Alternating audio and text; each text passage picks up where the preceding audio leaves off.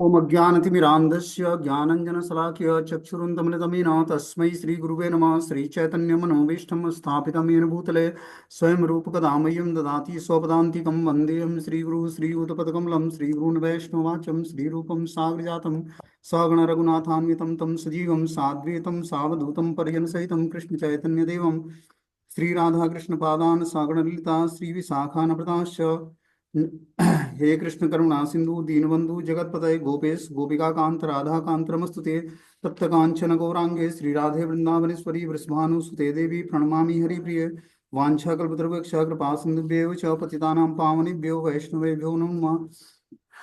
जय श्री कृष्ण चैतन्य प्रभु नित्यानंद श्री अद्वैत गदाधर श्रीवासादि श्री गौर भक्तवृंद। हरे कृष्णा कृष्ण कृष्णा हरे हरे, हरे राम राम राम हरे हरे। तो आज हम लोग इसमें श्रीमद् भागवतम की भूमिका से हम लोग पाठ कर रहे थे। आज चौथा दिन है, तो इसके बारे में हम लोग पढ़ेंगे कि भूमिका में क्या लिखा हुआ है। बोलते हैं परम चेतन ईश्वर जीव से इस मामले में समान है कि भगवान तथा जीव दोनों की चेतनाएं दिव्य हैं। क्या बोलते हैं यहाँ पर कि परम चेतन ईश्वर जीव इस मामले में समान है। परम चेतन भगवान है और जीव हम साधारण जीवात्मा है। किस मामले में समान है भगवान से? दोनों की चेतनाएं दिव्य स्तर पर है। ठीक है ना। आगे इसमें बता रहे हैं कि यह चेतना पदार्थ के संयोग से उत्पन्न नहीं होती है, ऐसा सोचना भ्रांति मूलक है। भगवत गीता इस सिद्धांत को स्वीकार नहीं करता। चेतना भौतिक संयोग की किसी परिस्थिति में उत्पन्न नहीं होती है। यह चेतना भौतिक परिस्थितियों के आवरण के कारण विकृत रूप में से प्रतिबिंबित हो सकती है। जिस प्रकार रंगीन कांच से परावर्तित प्रकाश उसी रंग का प्रतीत होता है, परंतु भगवान की चेतना भौतिकता से प्रभावित नहीं होती है। हम लोग की जो चेतना है वो भौतिकता से प्रभावित हो जाती है, लेकिन भगवान की जो चेतना है वो भौतिकतावादी चीजों से प्रभावित नहीं होती है। बोलते हैं, भगवान कहते हैं कि मया दक्षिण प्रकृति सूयते सचराचरम। जब वे इस भौतिक जगत में अवतरित होते हैं तो उनकी चेतना पर भौतिक प्रभाव नहीं पड़ता। यदि वे इस तरह प्रभावित होते तो दिव्य विषयों के संबंध में इस तरह बोलने के अधिकारी न होते। हम देखते हैं कि भौतिक संसर्ग में हम जब आते हैं तो हमारी चेतना दूषित हो जाती है। ठीक है ना। लेकिन भगवान की चेतना दूषित नहीं होती भौतिक विषयों के टच में आने पर या भौतिक पदार्थों के टच में आने पर। और जो ऐसा होता है तो वो दिव्य ज्ञान का उपदेश नहीं दे पाते। भगवत गीता में बोलते हैं, भगवान की भौतिक कलमश से ग्रस्त चेतना से मुक्त हुए बिना कोई दिव्य जगत के विषय में कुछ नहीं कर सकता है। जब तक हम हमारी चेतना भौतिकतावादी भौतिक कलमश से ग्रस्त रहेगी तब तक हम दिव्य जगत के विषय में ना तो सोच सकते हैं ना जान सकते हैं। हमें क्या करना पड़ेगा? अपनी चेतना को भगवान में लगाकर और चेतना को शुद्ध करना पड़ेगा। चेतना होती क्या है? माइक ऑफ कर दो आप लोग पास में। चेतना होती है जहां मन और बुद्धि का कॉम्बिनेशन होता है, मिलित रूप होता है, वहां से चेतना का निर्माण होता है। जैसे शरीर में जब आत्मा रहती है तो कॉन्सियसनेस रहती है, चेतना रहती है उसकी। जैसे ही शरीर से आत्मा निकल जाती है और व्यक्ति अनकॉन्सियसनेस हो जाता है। क्या हुआ? उसके शरीर से आत्मा निकल गई, मतलब जो भगवान का अंश है वो निकल गया। इस कारण से शरीर अपडेट पड़ गया, तो बोलते हैं अनकॉन्सियसनेस हो गया या मृत्यु को प्राप्त हो गया। क्या हुआ? शरीर से आत्मा निकल गई बाहर। तो शरीर से आत्मा का निकलना ही जो है अनकॉन्सियसनेस होना है, और शरीर में आत्मा का प्रवेश ही चेतना का जागृत होना है, कॉन्सियसनेस जागृत होना है। ठीक है। आगे इसमें बता रहे हैं कि भगवान भौतिक दृश्य से कलुषित नहीं होते, परंतु हमारी चेतना अभी भौतिक कलमश से दूषित हो जाती है। भगवान शिक्षा देते हैं भगवत गीता में कि हमें इस कलुषित चेतना को शुद्ध करना चाहिए। शुद्ध चेतना होने पर हमारे सारे कार्य ईश्वर की इच्छा अनुसार होंगे और इससे हम सुखी होंगे। जब हमारी चेतना धीरे धीरे पवित्र होगी तब हम ईश्वर के मूड को जान पाएंगे या उनके प्लानिंग को जान पाएंगे, उस हिसाब से कार्य कर पाएंगे। तो चेतना शुद्ध कैसे होगी? जब हम अपनी चेतना को भगवान के भाव में लगाएंगे। मन और बुद्धि को जब भगवान की सेवा में लगाएंगे तो हमारी चेतना पवित्र होगी। मन बुद्धि कैसे भगवान की सेवा में लगेगी? जब हम अपने सेंसेस को भगवान की सेवा में लगाएंगे। सेंस कौन से? हमारे पास पांच ज्ञान इंद्रियां हैं। पांच ज्ञान इंद्रियों से हम पांच ज्ञान के विषय लेते हैं। जैसे नेत्र से हम सुंदर स्वरूप का दर्शन करते हैं, तो उस दर्शन को हम या तो भौतिक स्वरूप को दर्शन करते हैं या भगवान के स्वरूप के श्री विग्रहों का दर्शन करते हैं। कान से हम भौतिक साउंड वाइब्रेशन सुनते हैं या फिर आध्यात्मिक साउंड वाइब्रेशन सुनते हैं, कथाएं सुनते हैं भगवान की। तीसरा है हमारे सेंसेस हैं जीवा। जीवा से हम भगवान का नाम जप करते हैं, प्रसाद खाते हैं या फिर प्रजल्प करते हैं, और जो है अलग अलग भौतिक रस का स्वाद लेते हैं जीवा से। ये हमारे ऊपर डिपेंड करता है। ठीक है ना। अब बचता है घ्राणेन्द्रियां और त्वचा। घ्राणेन्द्रियों से हम भगवान को ऑफरिंग किया हुआ इत्र पुष्प आदि सूंघते हैं, या फिर भौतिकतावादी जो स्मेल या गंध होता है उसको हम सूंघते हैं। ये डिपेंड करता है हम पर। पांचवा इंद्रिय हमारी त्वचा, त्वचा से हम सॉफ्ट चीजों को छूना चाहते हैं, तो त्वचा का उपयोग हम भगवान के शिव ग्रहों की सेवा में या फिर भगवान के शुद्ध भक्तों की सेवा में करते हैं। तो यही इंद्रियां जब हम भगवान की सेवा में जोड़ देते हैं तो पवित्र हो जाती हैं। और पवित्र इंद्रियों से ही भगवान का चिंतन होता है। पवित्र इंद्रियां क्या करती हैं, हमारे मन बुद्धि को पवित्र कर देती हैं। जब मन बुद्धि पवित्र होता है तब हम जान पाते हैं कि हमारा वास्तविक जीवन क्या है, वास्तविक लक्ष्य क्या है और किस गोल पर हमें कार्य करना है। तब हमें पता लगता है कि मैं नित्य ही भगवान श्री कृष्ण का दास हूँ। जब हमारी इंद्रियां, मन और बुद्धि, इंद्रिय मन बुद्धि के पवित्र होने से हमारी कॉन्सियसनेस, चेतना पवित्र हो जाती है। और चेतना के पवित्र होने से हम जान पाते हैं कि हम भगवान कृष्ण के नित्य ही दास हैं। और फिर भगवान की दासता स्वीकार करते हैं। देखो, इस भौतिक संसार में हम सबको दासता तो स्वीकार करनी पड़ेगी। अब या तो माया की या भगवान की। भगवान ने आपको फ्री विल दिया, स्वतंत्रता दिया है कि आप अपनी चेतना का सही उपयोग करके मुझे जान लो, मतलब भगवान को जान लो, या अपनी चेतना का गलत उपयोग करके भौतिकतावादी संसार में माया को जान लो। तो माया को जानना भी इतना आसान नहीं है। भगवान को जानना आसान है, लेकिन माया को तो जानना बहुत ही मुश्किल है। माया मतलब इग्नोरेंस, अज्ञानता। जो इस भौतिक संसार में नहीं है वही हमें दिखेगा, अज्ञानता बस। ये किस कारण से होता है? तमोगुण के प्रभाव के कारण होता है। लेकिन जब हम अपने मन बुद्धि को भगवान की दिव्य सेवा में लगाते हैं तो धीरे धीरे हमारे अंदर सतुगुण की वृद्धि होती है और इस तरह से हमारी चेतना सात्विक होती है। और फिर हम अपने को और भगवान को जान पाते हैं। आगे इसमें बता रहे हैं कि भगवतन भगवत गीता का प्रवचन देहात्म बुद्धि से मनुष्य को मुक्त करने के लिए हुआ है। जो भगवत गीता का भगवान ने उपदेश दिया है वो किस कारण से हुआ है? देहात्म बुद्धि से मनुष्य को मुक्त होने के लिए, कि मनुष्य जो है देहात्म बुद्धि से मुक्ति प्राप्त कर ले। और भगवान से यह सूचना प्राप्त करने के लिए अर्जुन ने अपने आप को इस अवस्था में उपस्थित किया। व्यक्ति को देहात्म बुद्धि से मुक्त होना चाहिए। अध्यात्मवादियों के लिए प्रारंभिक कर्म यही है। जो बंधनों से छुटकारा चाहता है, जो मुक्त होना चाहता है, उसे सर्वप्रथम यह जान लेना होगा कि वह शरीर नहीं है। मुक्ति का अर्थ है भौतिक चेतना से स्वतंत्रता। व्यक्ति मोक्ष की कामना करता है, ठीक है ना? धर्म अर्थ काम मोक्ष, हमने बताया कि मनुष्य जीवन में चार पुरुषार्थ हैं। तो धर्म अर्थ काम को जब रेगुलेट करता है तो उसको पंचम पुरुषार्थ मोक्ष प्राप्त होता है, चतुर्थ पुरुषार्थ।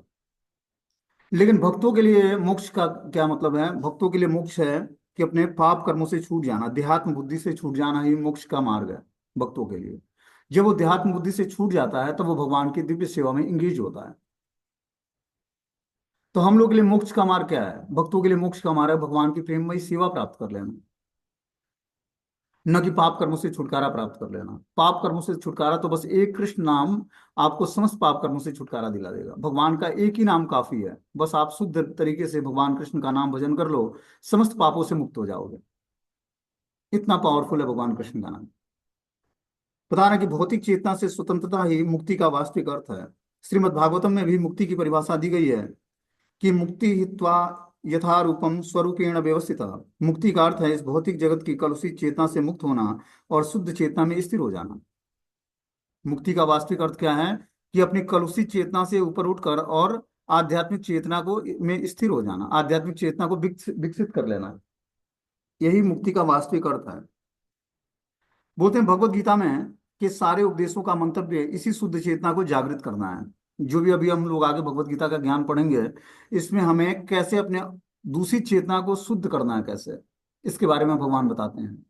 इसीलिए भूमिका में पूरा उसका विस्तृत वर्णन किया गया कि आखिर भगवत गीता है क्या। बता रहे हैं इसलिए हमें गीता के अंत में कृष्ण को अर्जुन से यह प्रश्न करते पाते हैं कि वह विशुद्ध चेतना को प्राप्त हुआ नहीं, हुआ या नहीं। शुद्ध चेतना का अर्थ है भगवान के आदेशानुसार कर्म करना। हमने क्या बताया कि आत्मा और परमात्मा, जब हम अपने मन बुद्धि को पवित्र कर लेते हैं, इंद्रियों को भगवान की दिव्य सेवा में लगाकर, तो आत्मा का वास्तविक प्रकाश प्रकट होता है कि हम भगवान कृष्ण के नित्य ही दास हैं। हम अब भगवान की दासता कैसे स्वीकार करें, ये परमात्मा हमें इंडिकेट करते हैं। उनके उनके इंडिकेशन को हम कैसे समझेंगे? जब हमारे पास आध्यात्मिक शक्ति होगी। आध्यात्मिक शक्ति कैसे आएगी? जब हम नाम जप करेंगे।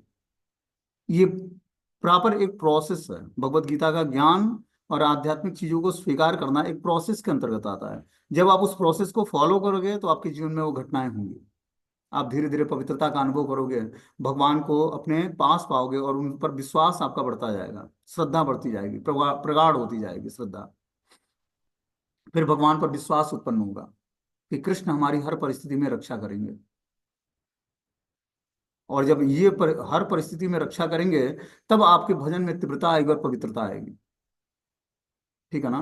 तो बता रहे हैं यहाँ पर कि शुद्ध चेतना का अर्थ है भगवान के आदेशानुसार कर्म करना। अब भगवान आदेश हमें कैसे देंगे? भगवान दो तरीके से आदेश देते हैं। एक तो शास्त्रों के माध्यम से भगवान ने आदेश दिया, भगवत गीता के माध्यम से। उस ज्ञान को पढ़ें, समझे, सुने, जाने, और फिर उस हिसाब से कार्य करने का प्रयास करें। ये भगवान का वाणी है, भगवत गीता। दूसरा है, हृदय में बैठे परमात्मा हमें इंडिकेट करते हैं। उनका इंडिकेशन समझने के लिए हमारे पास योग्यता क्या होनी चाहिए? पहले तो मन बुद्धि हमारा पवित्र होना चाहिए, और हमारे हृदय में बैठे चैत्य गुरु हैं परमात्मा। वो हमें इंडिकेशन देते हैं उस बात को अपने कार्यान्वित करने के लिए, मतलब अपने जीवन में धारण करने के लिए आपके पास आध्यात्मिक शक्ति होगी, तभी उस कार्य को आप कर पाओगे। जैसे मान लो कि एक व्यक्ति गलत कार्य करने जाता है, तो उसके हृदय में बैठे परमात्मा उसको इंडिकेट करते हैं, बेटा ये काम तुम गलत कर रहे हो, इसको मत करो। आखिर कौन इंडिकेट कर रहा है उसको? हृदय में बैठे परमात्मा इंडिकेट करते हैं। तो परमात्मा जब इंडिकेट करते हैं तो उस कार्य को वो कैसे नहीं कर पाएगा? अब मान लो कि वो गलत कार्य करके धन कमाना चाहता है, या प्रसिद्धि पाना चाहता है, या जो भी, मतलब कुछ भौतिक चीजों को या भौतिक उपलब्धियों को प्राप्त करना चाहता है। लेकिन हृदय में बैठे परमात्मा बोल रहे हैं कि ये तुम्हारे भक्ति के अनुकूल नहीं है, इस कार्य को तुम्हें नहीं करना है। तो क्यों नहीं करेगा? उसको जब बहुत ही प्रॉफिट हो रहा है। इसके लिए हमारे पास आध्यात्मिक शक्ति और आध्यात्मिक स्वीकृति होगी, तभी हम उस कार्य को नहीं करेंगे। जब हमें परमात्मा इंडिकेट करेंगे तो उनकी बातों को हम सुनेंगे और समझेंगे। तो सुनने और समझने के लिए आध्यात्मिक शक्ति कहाँ से आएगी? जब हम क्या करते हैं, भगवान का नाम जब करते हैं गुरु के आदेश के अनुसार। गुरु के आदेशानुसार जब हम भगवान का नाम जब करते हैं तो धीरे धीरे हमें स्वीकृति प्राप्त होती है। स्वीकृति और शक्ति, गुरु के मुख से जो पद्म वाक्य निकलता है उसको हम धारण करते हैं अपने जीवन में, तो हमें गुरु कृपा मिलती है। और गुरु कृपा हमें प्रोटेक्ट करती है, सुरक्षा प्रदान करती है। इसीलिए दीक्षा का जो प्रोसेस है, उसमें क्या करता है, जब व्यक्ति गुरु स्वीकार करता है तो गुरु क्या क्या करते हैं, उसके सारे जितने भी आध्यात्मिक कर्म हैं वो भगवान को ऑफरिंग होते हैं गुरु के माध्यम से। जब तक आप शिष्यता स्वीकार नहीं करते, दीक्षा स्वीकार नहीं करते, तब तक आपके सारे जो आध्यात्मिक कर्म है एक स्वीकृति बन के रह जाती है। वो आपको स्वीकृति प्रदान करती है आध्यात्मिक गुरु से मिलने में। लेकिन जब आप आध्यात्मिक गुरु स्वीकार कर लेते हो तो आपकी सारी एक्टिविटी भगवान को ऑफरिंग होती है गुरु के माध्यम से, क्योंकि गुरु भगवान का रिप्रेजेंटेटिव है।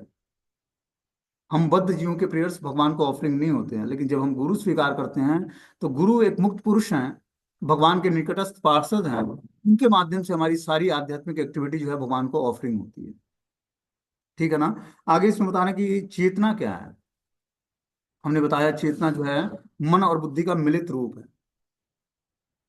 ठीक है ना। तो चेतना और जो मिलित रूप, तो इसके बारे में और हम लोग डिटेल जानेंगे कि चेतना वास्तव में है क्या। बोलते हैं कि मैं हूं, यह चेतना मैं हूं, तो फिर मैं हूं क्या?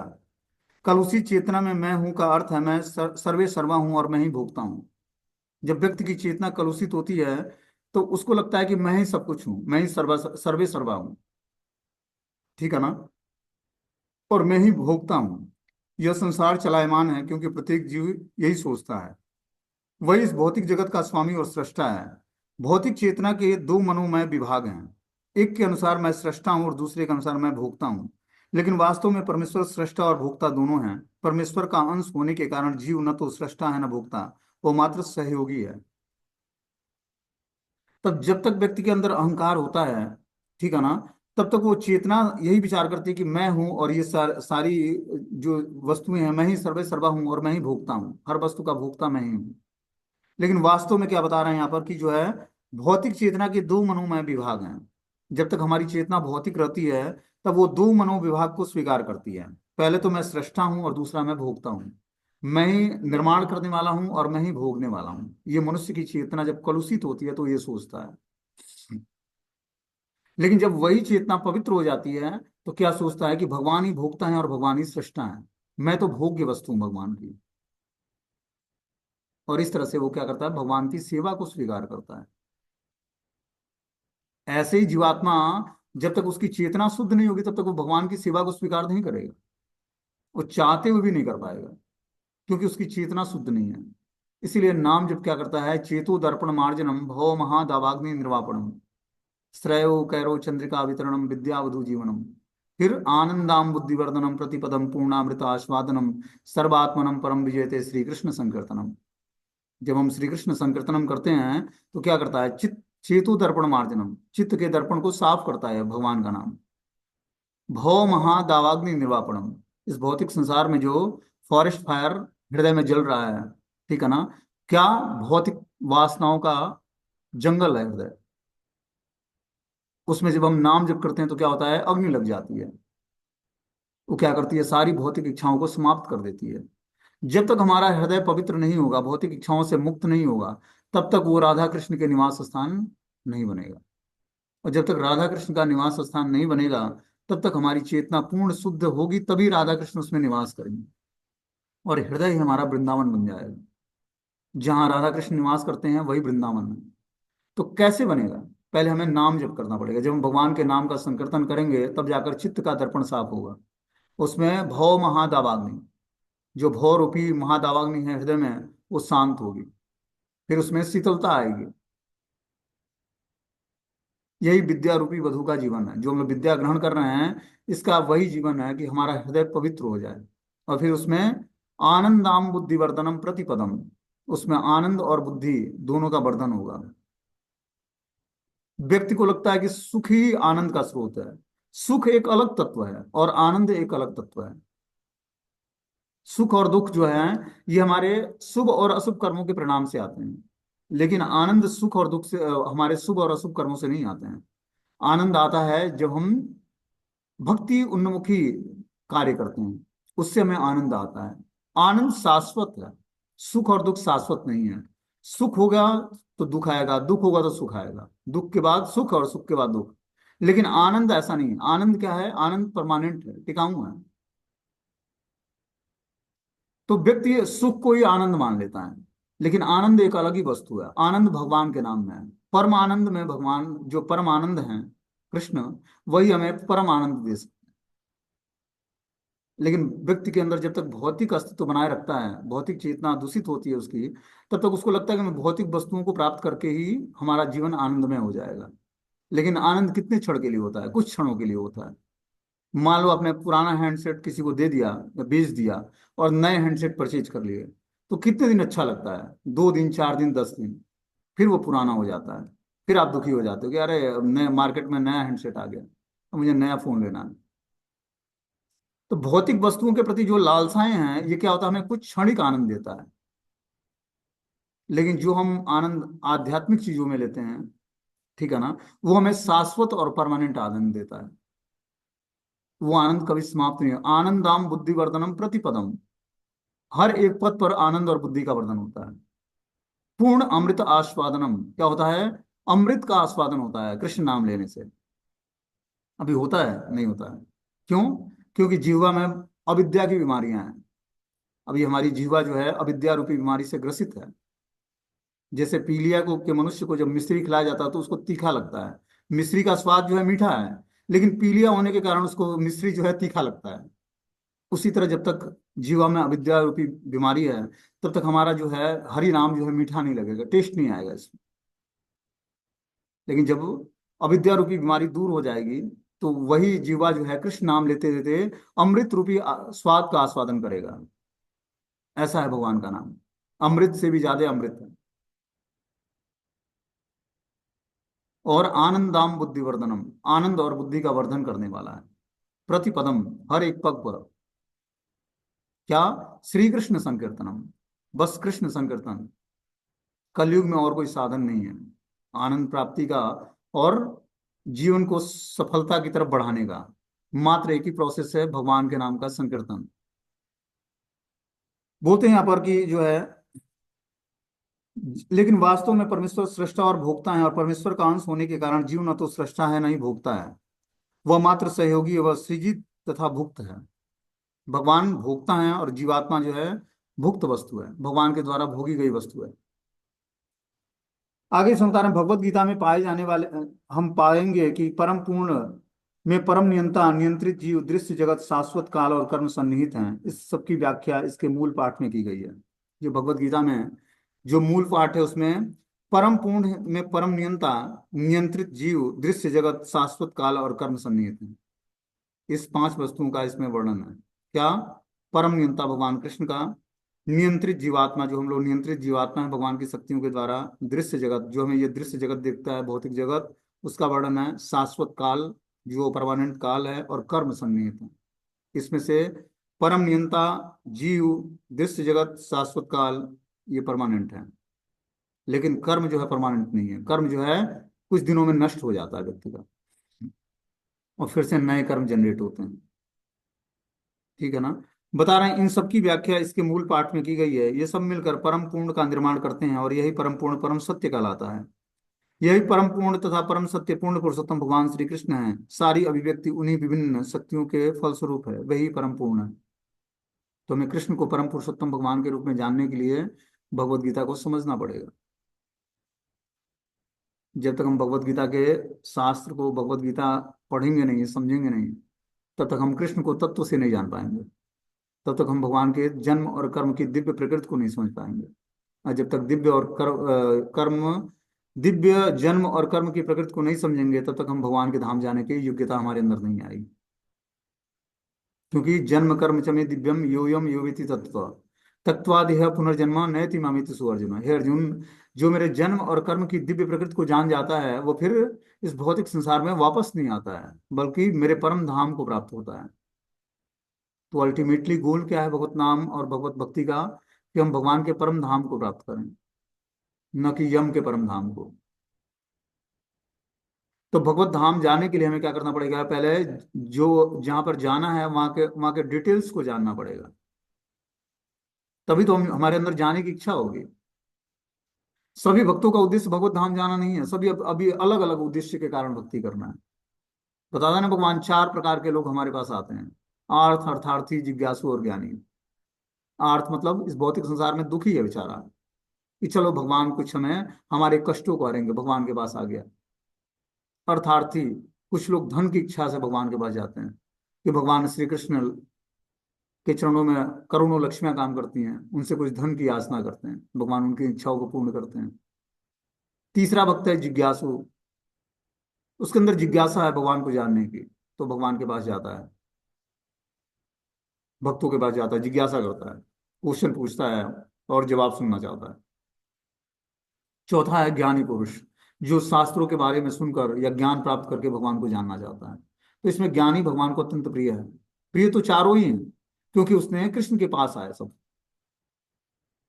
भगवान किसी से सबके प्रति संभाव स्थिति रखते हैं, लेकिन ज्ञानी पुरुष के प्रति भगवान ज्यादा प्रसन्न होते हैं, क्योंकि उसने शास्त्रों को पढ़ा, ज्ञान प्राप्त किया, और भगवान को जानने का प्रयत्न किया उसने।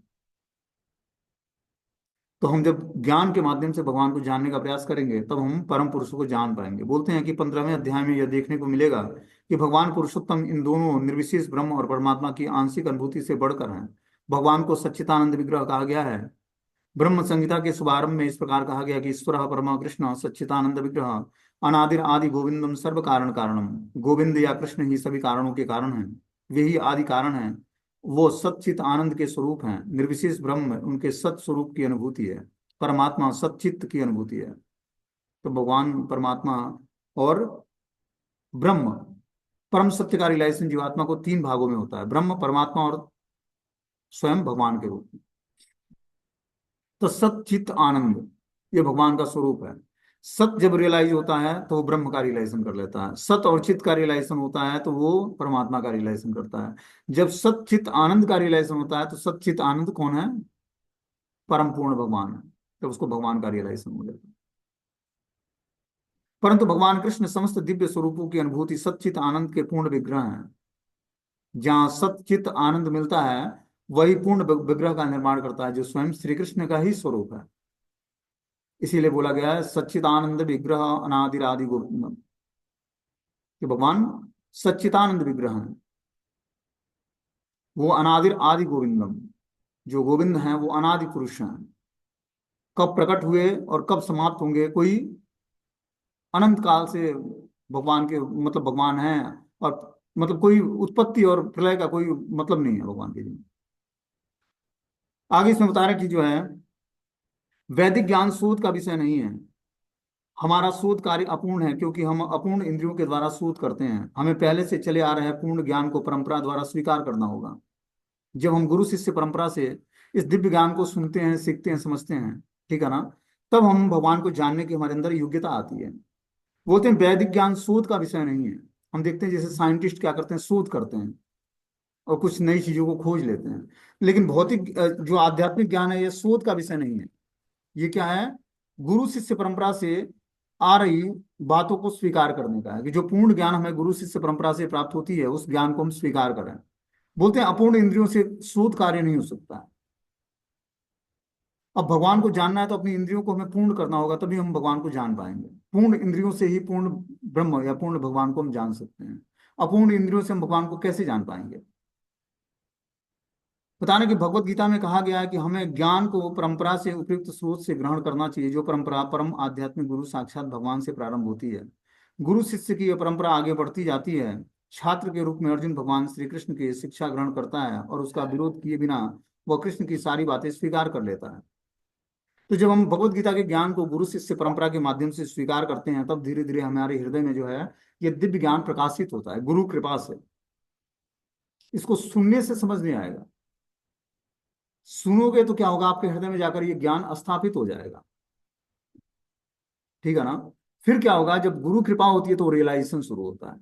ज्ञान सभी सुनते हैं, लेकिन रियलाइजेशन कुछ व्यक्तियों को होता है। अनुभूतियां, कुछ अनुभूतियां ही भक्ति का वास्तविक सार है। आपके जीवन में आप भक्ति कर रहे हो तो आपको अनुभूतियां इकट्ठी, अनुभूतियां आएंगे, रियलाइजेशन होगा आपको भक्ति करके। हर वस्तु को आप रियलाइज कर पाओगे, उसके वास्तविक स्वरूप को। ये कैसे होता है? जब हमारी इंद्रियां पवित्र होती हैं भक्ति करके, तब हमें रियलाइजेशन शुरू होता है हमारा, कि क्या भक्ति के अनुकूल है, क्या प्रतिकूल है। जो प्रतिकूल चीजें हैं उसको हम वर्जित करेंगे, छोड़ेंगे, और जो अनुकूल चीजें हैं उसको स्वीकार करेंगे, तब हम भक्ति में हमारा एडवांसमेंट होगा। बोलते हैं भगवान द्वारा कहे गए शब्द अपौरुषेय कहलाते हैं, जिसका अर्थ है कि वे चार दोषों से युक्त सांसारिक व्यक्तियों द्वारा कहे गए शब्दों से भिन्न है। भगवान द्वारा जो शब्द कहे गए हैं उसको यहाँ पर अपौरुषेय बताया गया है, जिसमें कुछ दोष नहीं होता है। वे चार दोषों से युक्त सांसारिक व्यक्तियों द्वारा कहे गए शब्दों से भिन्न होते हैं। उसमें कोई दोष नहीं होता जो भगवान शब्द बोलते हैं। भगवान कौन सा शब्द बोलते हैं? भगवत गीता बोलते हैं। तो भगवान जो ने शब्द बोला है भगवत गीता के माध्यम से, वो दोष रहित है बिल्कुल। वो पवित्र ज्ञान है। जैसे मान लो कि कोई गुरु हमें ज्ञान प्रदान करता है, हो सकता है कि वो हमें ठगने के लिए या कुछ भौतिक चीजों को प्राप्त करने के लिए हमें टीचिंग्स देता हो, चाहे हमें भ्रमित करने के लिए देता हो। लेकिन जो आध्यात्मिक गुरु, चाहे गुरु शिष्य परंपरा के अंतर्गत, जो शिष्य परंपरा के अंतर्गत आता है और हमें शास्त्रों की बातों को एज इट इज प्रस्तुत करता है, वो ज्ञान पूर्ण ज्ञान है, क्योंकि वो गुरु शिष्य परंपरा से आ रहा ज्ञान है। उस ज्ञान को जब हम सीखेंगे तो हमारा हृदय परिवर्तित होगा, धीरे धीरे हृदय में भक्ति का विकास होगा। इस भगवत गीता पर बहुत सारे राइटर्स ने जो है टिप्पणियां लिखी हैं। लेकिन जो शुद्ध भक्तों के द्वारा जो टिप्पणी लिखी जाती है, जो भगवान के भाव में है, भगवान का नाम जप करते हैं, भगवान का चिंतन करते हैं, उनके द्वारा जो भगवत गीता का व्याख्या किया जाता है, उस व्याख्या को पढ़ने मात्र से क्या होता है, व्यक्ति के हृदय में परिवर्तन शुरू होता है। पूरे हृदय को परिवर्तित कर देता है, क्योंकि ये भगवान के दिव्य ज्ञान है। और दिव्य पुरुषों के द्वारा रियलाइजेशन को लिखा जाता है इसमें। जो एक एक श्लोक है हमारे जीवन में रियलाइज होगा जब हम भक्ति करेंगे तो। और ऐसा नहीं कि 700 श्लोक भगवान ने भगवत गीता के माध्यम से बोला, जिसमें से 435 श्लोक भगवान कृष्ण ने बोला, कुछ अर्जुन ने बोला, कुछ संजय ने, कुछ धृतराष्ट्र ने। तो ऐसा नहीं कि जो 435 श्लोक भगवान ने बोला वो सब आपके जीवन में तुरंत घटेगा, वो धीरे धीरे आपको रियलाइजेशन होगा। हर एक श्लोक आपके जीवन में बहुत इंपॉर्टेंट है, और हर एक भक्त का जीवन इस श्लोकों से होकर ही गुजरेगा। ऐसा नहीं कि कोई इन 435 लोग भगवान ने ज्ञान प्रदान किया भगवत गीता का, उसमें 435वां के बाद कोई 436 नंबर श्लोक से आपका जीवन होकर नहीं गुजरेगा। उस 435 श्लोकों के बीच में ही आपका जीवन है, आध्यात्मिक जीवन। और भगवत गीता का ज्ञान हम भक्तों के लिए नहीं है, साधारण व्यक्ति के लिए भी ज्ञान बहुत इंपॉर्टेंट है। आप देखोगे कोर्ट में चाहे कोई व्यक्ति बहुत ही समस्याओं में उलझा होता है, वो भी भगवत गीता का सहारा लेता है, क्योंकि भगवत गीता का ज्ञान एक ह्यूमन बॉडी भगवान ने जब बनाई तो उस मनुष्य के लिए दिया, कि कैसे वो अपने जीवन को ऑपरेट करके अपने समस्त पाप कर्मों से छूट जाए, अपनी समस्त चिंताओं से, व्याधियों से, मोह से कैसे छुटकारा प्राप्त कर ले। जो निहायत भौतिकतावादी व्यक्ति है वो भी अगर जो मृत्यु को कोई घर में प्राप्त होता है तो सोचता है मैं भगवत गीता का पाठ करूं, जिससे मैं मोह से छूट पाऊंगा, और निश्चित रूप से छूट जाता है व्यक्ति। जैसे मेडिसिन खाने से बीमारियां ठीक हो जाती हैं, उसी तरह भगवत गीता का पाठ करने मात्र से व्यक्ति का धीरे धीरे सारी मोह और चिंताएं नष्ट हो जाती, खासकर दूसरे अध्याय का पाठ करने से। और जो व्यक्ति मोहग्रस्त है, चिंताओं से परिपूर्ण है, तो दूसरे अध्याय का पाठ करे तो समस्त मोहों और चिंताओं से मुक्त हो जाएगा। क्योंकि श्लोक साधारण श्लोक में स्वयं भगवान की वाणी है ये। इसकी इंपॉर्टेंस को समझना पड़ेगा हमें। बता रहे हैं कि सांसारिक पुरुष के दोष हैं, वह त्रुटियां अवश्य करता है, वह अनिवार्य रूप से मोहग्रस्त होता है, उसे उसमें धोखा देने की प्रवृत्ति होती है और उसकी इंद्रियां अपूर्ण होती हैं। इन चार दोषों के कारण मनुष्य सर्वव्यापी ज्ञान, विषय पूर्ण सूचना नहीं दे पा रहा है। जब हम धीरे धीरे इस चार दोषों से मुक्त होंगे, तब हम मुक्त पुरुष बन पाएंगे। क्या चार दोष हमने बताया, भगवत गीता में बता रहे हैं चार दोष। पहला है कि वो अनिवार्य रूप से मोहग्रस्त होता है और धोखा देने की प्रवृत्ति होती है उसमें। तीसरा बता रहे हैं उसकी इंद्रियां अपूर्ण है। चौथा है कि वो त्रुटियां करता है, गलतियां करता है। इस चार दोषों के कारण जीवात्मा बद्ध जीवात्मा कहलाता है। लेकिन जब चार दोषों से छूटता है तो मुक्त जीवात्मा बन जाता है। और जब तक वो मुक्त जीवात्मा नहीं बनेगा तब तक वो भगवान को समझ नहीं पाएगा, उसके प्रेयर्स भगवान को ऑफरिंग नहीं होंगे। तो इस चार दोषों को अपने अंदर से दूर करना है और भगवान की भक्ति को स्वीकार करना है, तब धीरे धीरे जाकर हम मुक्त पुरुष बनेंगे। बोलते हैं ऐसे दोषपूर्ण व्यक्ति के द्वारा वैदिक ज्ञान प्रदान नहीं किया जाता।